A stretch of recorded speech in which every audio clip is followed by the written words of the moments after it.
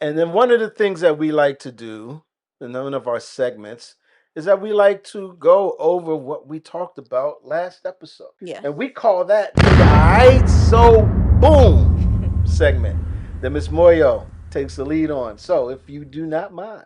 Yes. So, Ah, all right. So, there you go. Thank chapter you. 22, we have God calling Abraham. Abraham responds, "Here I am." God tells him to take his son Isaac, who he loves, and go sacrifice him. Abraham wakes up early in the morning. He saddles his donkey. He takes his son. He takes two servants. He takes the wood for the offering, and they start journeying towards Moriah. And it's a 3-day journey. So we talked about in the last episode how it's a lot of time to think about what he's actually about to do. But he has faith that God is either going to raise Isaac from the dead or, provide for them either way. Right. So he goes, they get there.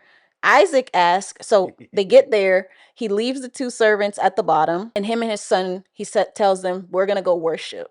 And me and my son will be back." And they go up, and as they're going, Isaac says, you have the wood, you have the knife, you have all the things, but where's the sacrifice for this burnt offering? And Abraham basically says God will provide his sacrifice.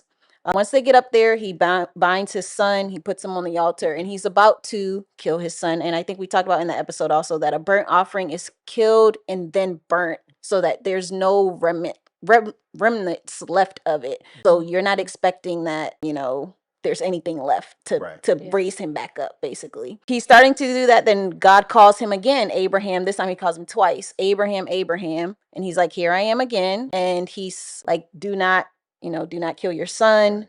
And there's a ram in the bush that's caught. He goes and gets the ram. He sacrifices that ram. And then they go back down and they call that place, or they call the name of God there, Jehovah Jireh. God will provide. Yep. Or the Lord will provide. And God basically reaffirms the covenant that we've been talking about from the beginning in chapter 11. And it's been repeated several times, but here he's saying again, like, "I will surely bless you. I will surely do these things. Your descendants will be as many as the stars." All of those things are repeated now that, it's not because he was willing to sacrifice his son, because we talked about the fact that the covenant is God doing, and also God like swearing by himself that he will complete the covenant, but Abraham's still showing faith and belief in that covenant, and God is just kind of like repeating. And we were talking about what is for us versus what is for God, which nothing is, all of the things are for us. So I think go back to the episode so you can get clarity, because I think it's a little confusing to do it in a summary. And then we get the descendants of Nahor, which is Abraham's brother, who he left back home. So we get those people. Awesome. Yeah. And when you say what is for us versus what is for God, you're really talking about the things that are said, right? The things that are recorded. Yeah. It's not like God needs to be reminded of what he said. Yeah. So it's like that stuff is more for us.